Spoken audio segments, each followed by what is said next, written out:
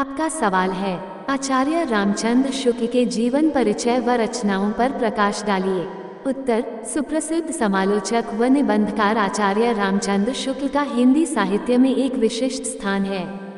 इन्होंने अपनी अद्वितीय निबंध रचनाओं से हिंदी साहित्य की एक नवीन एवं उपयोगी दिशा प्रदान की।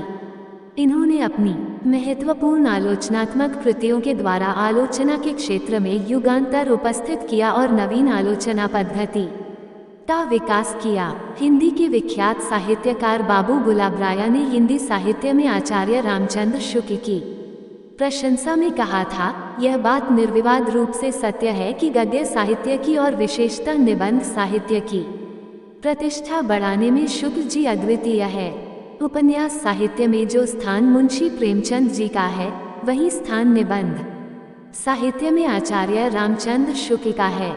इनके अभूतपूर्व योगदान के कारण ही इनके तत्कालीन युग को शुक्ल युग के नाम से जाना जाता है।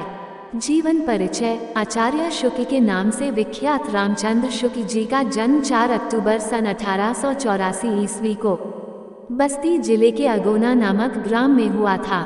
इनके पिता का नाम चंद्रबली शुक्ल था, जो राठ हमीरपुर तहसील में कार्यरत थे। अपने पिता के पास ही रहकर इन्होंने राठ हमीरपुर से ही अपनी प्रारंभिक शिक्षा प्राप्त की। इनकी बचपन से ही हिंदी साहित्य में अत्यधिक रुचि थी। प्रारंभिक शिक्षा प्राप्त करने के पश्चात ये मिर्जापुर चले गए और वहीं से ही इन्होंने अपनी हाई स्कूल की परीक्षा उत्तीर्ण की। गणित विषय में रुचि न होने के कारण इन्होंने अपनी इंटरमीडिएट की परीक्षा बीच में ही छोड़ दी। इनके पिता की इच्छा थी कि शुक्ल जी कचहरी में जाकर दफ्तर का काम सीखें, इसलिए इनके पिताजी ने उन्हें वकालत पढ़ने के लिए इलाहाबाद भेजा, पर उनकी रुचि वकालत में न होकर साहित्य में थी।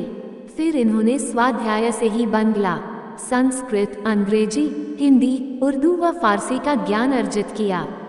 अतः परिणाम यह हुआ कि वे वकालत में अनुत्तीर्ण हो गए। शुक्ल जी के पिताजी ने उन्हें नायब तहसीलदार की जगह दिलाने का प्रयास किया, किंतु उनकी स्वाभिमानी प्रकृति के कारण यह संभव न हो सका। इसके बाद कुछ समय तक इन्होंने मिर्जापुर के मिशन स्कूल में चित्रकला के अध्यापक के रूप में कार्य किया। तत्पश्चात काशी हिंदू विश्वविद्यालय में हिंदी विभाग के अध्यापक के रूप में कार्य किया और फिर काशी नागरी प्रचारिणी सभा से संबद्ध होकर हिंदी शब्द सागर के सहायक संपादक का पदभार संभाला, जो इनसे पूर्व बाबू श्याम सुंदर दास संभालते थे। शुक्ल जी ने आजीवन हिंदी साहित्य की सेवा की।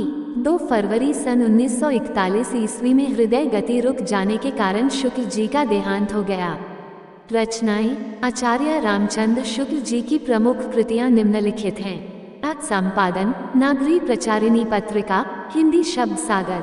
ब कहानी, 11 वर्ष का समय, सन 1903 में सरस्वती पत्रिका में प्रकाशित।